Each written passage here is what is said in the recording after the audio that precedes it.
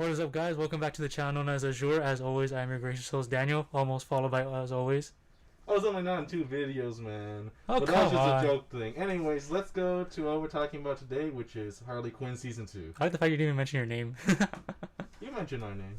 I didn't say your name. Yeah, fine. Julian. There you go. So anyways, what you think of the season? So, I first thought that why were they releasing Season 2 so early after Harley Quinn ended? Because if you guys don't remember, Harley Quinn Season 2 premiered literally only a month after Season 1 ended. Yeah. It's like, okay, DC Universe has faith in this show. I mean, it kind of paid off. The first season was kind of good. Everyone was talking about it for like a month after it ended, even though Season 2 came out right then and there. I mean, Doom Patrol Season 2 came out pretty quick. Really? I thought it came out like a year. It's pretty quick. Either way. Okay, so yeah. Season 2 picks up basically where the last season 1 leaves off. Gotham is destroyed, basically. Split into factions run by Mr.Freeze, Riddler, Penguin. Shit, who else? It's not Joker. A bunch of the villains. Oh, Bane. I forget Bane. Yeah. Bane is literally like a throwaway character in this, which is really sad, actually. He's actually a pretty good character in general. So yeah. So Harley's new mission is to kill all those people because she wants to rule Gotham all by herself for some reason. Because even Poison Ivy's like, "What? Why are you doing this? You don't need to do this. You don't need to do this now at all." And so yeah, she kills Penguin first because he puts her on display because she got frozen, and now he's dead. And then she captures Riddler but doesn't kill him. She makes him run on a wheel of power. Bane is just there. He runs a prison now. Mr. Freeze dies because he sacrificed himself to save Nora, his wife, even though Harley didn't think that was the case. Like, she literally freed Nora, and the second afterwards, she's like, "Oh shit, what did I do? She's actually sick." And so yeah, that's literally like the backside of the whole story. The main story really is the relationship between Poison Ivy and Harley Quinn, and like how it develops even further. Because like it's episode 3, I want to say, Poison Ivy goes through like somewhat of an existential crisis where like she's dating Kite Man. Yeah, she enjoys it, but she also wants to keep being an eco-terrorist. And so yeah, so it's kind of like a crossroads of what she should choose. Then Harley's right here in the background, keeping her like close to what she wants to do too.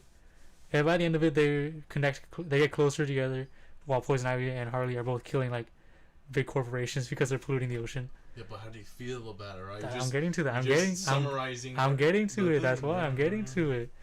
Jeez, impatient. Yeah. People could. You're just basically a Wikipedia entry. Oh, calm down. Okay, fine. You want me to get straight to the point? Yeah. Okay, fine. I enjoyed that part actually because if you guys don't remember in the last video, I said I wanted to see more of it, and here we go. We got to see more of it. We got to see them getting closer. We got to see them actually doing it a few times while they're on Paradise Island, which is run by a secret corporation. We got them to see Harley crash Ivy's wedding because Gordon's gonna crash the wedding first. There's a huge back and forth thing between Ivy and Harley. Harley wants a relation with Ivy, but Ivy doesn't want to because she knows that Harley might just throw Ivy away. Because I guess she thinks like Harley's kind of like an ADHD kind of person. She gets easily distracted and doesn't stick along to a lot of things she wants to do. Yeah, I mean, in most adaptations, she is. Yeah, but also in most adaptations, she stays with Ivy. True. And also that it's usually Ivy that ends it with her, so that's why. That's true. So this is like a little flip on the whole Ivy Harley scenario. And so yeah, some good cameos though, like from Catwoman, Darkseid, and some other people too. Even Condiment King. I was surprised Condiment King actually came in this thing. Come on, Kite Man and Condiment King are the best. They're great.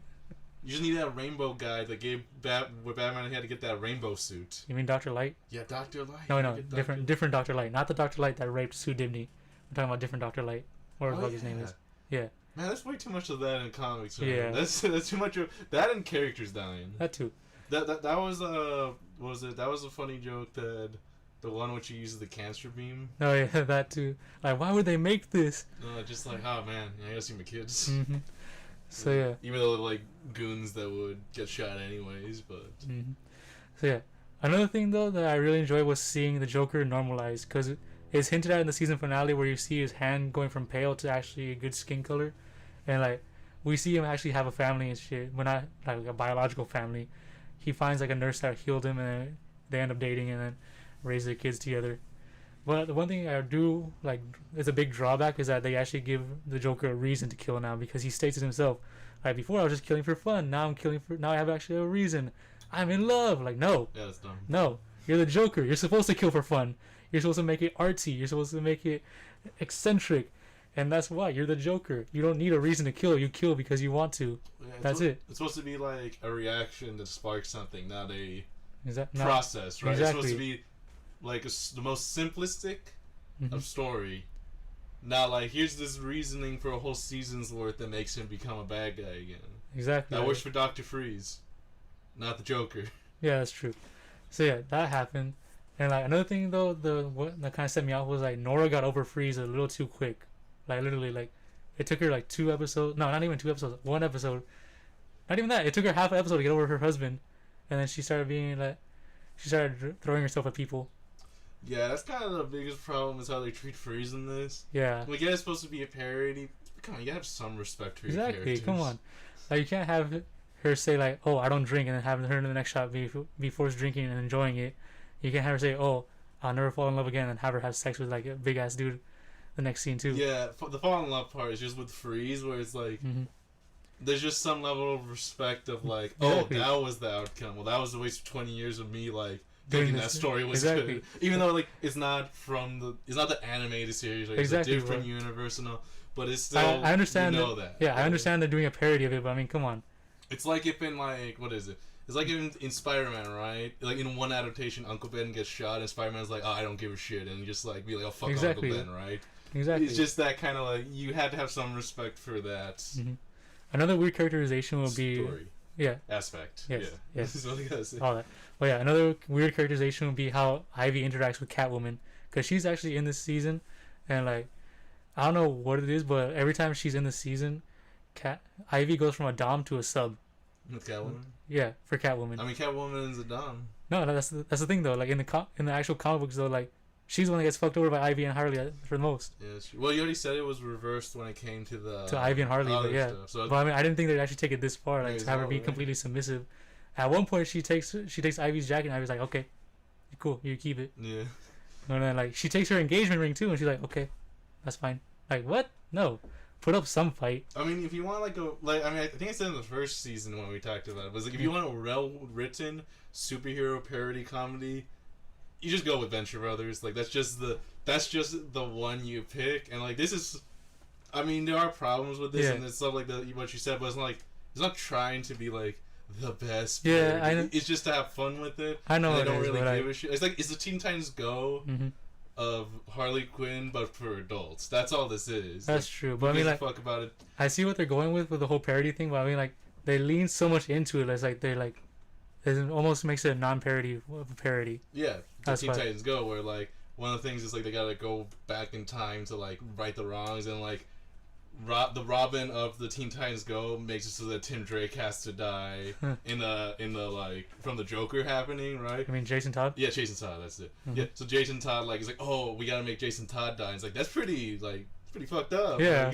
Like Robin is making the other Robin like die, right? And then it's kind of like, but who gives a crap? Like that's what the show is. Like it's not supposed to be excellently written where Yeah. like it has an arc of characters where it needs to make sense from season to season, right? hmm You know, it's not like season 1 of the Boondocks, like something like that way. Season 1 of the Boondocks where there is some sequential order to it where it makes sense what's going on. It's just supposed to be, it's Yeah. the Family Guy of Superhero right? shows. Yeah, in a Yeah. sense, but with actually a decent art style without the little Oh yeah. testicle Chin. neck thing. I mean the chin. Yeah, the chin, His testicle bu- chin. it's his butt chin. The fuck. Yeah, you know, so it's like there is a decent art style. That's the Yeah. one thing I'll give. Or I guess you could say the American Dad because that is a like slightly better show. It is, yeah. I'll give respect to Harley Quinn enough to say it's the American Yeah, Dad. the American Dad of the DC universe. That's what it is. Oh yeah, like I mean, it's not a bad season. It's kind of like on par with season 1. They didn't really change that much to make it better, but they didn't go back so far as to make it worse. Yeah, like it's not Stripperella. It's not the Ellen Gregory of superhero shows. Right? Yeah. It's not Stripperella. So yeah, it's kind of like makes it Harley just stay there in that spot. That's it. Yeah.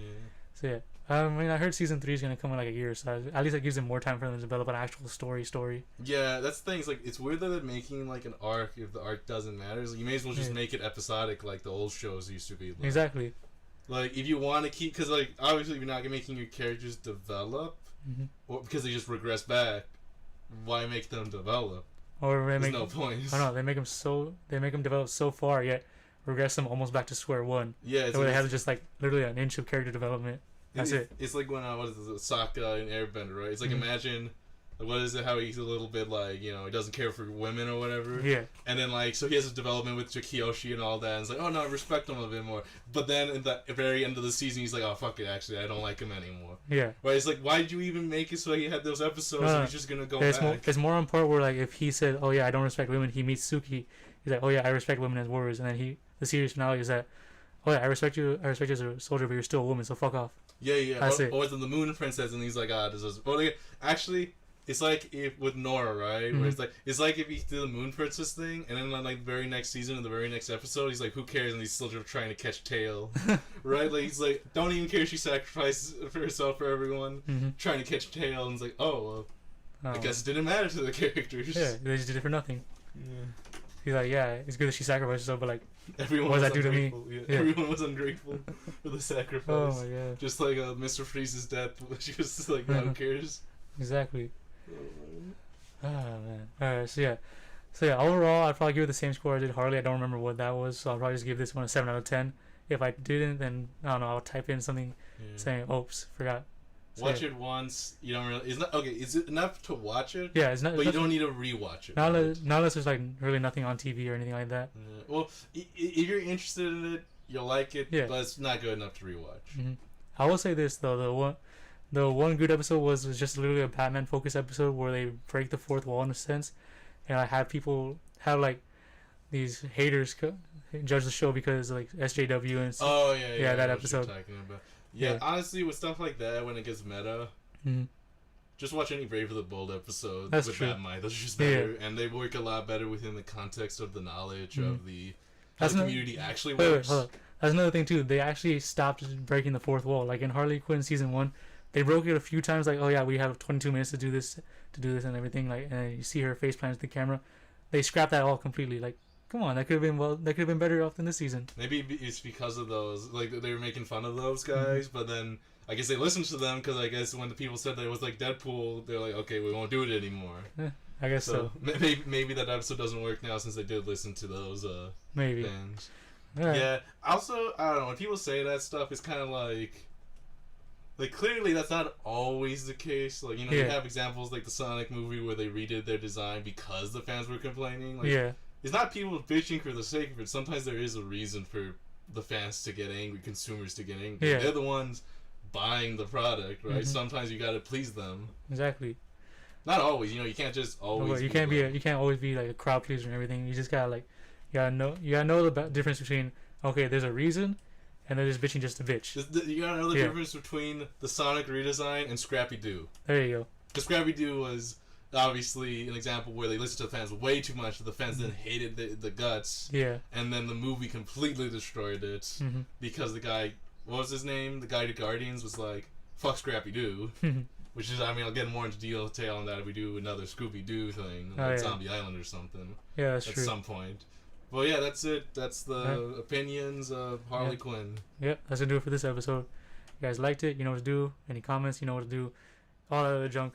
And bye. Yeah, bye.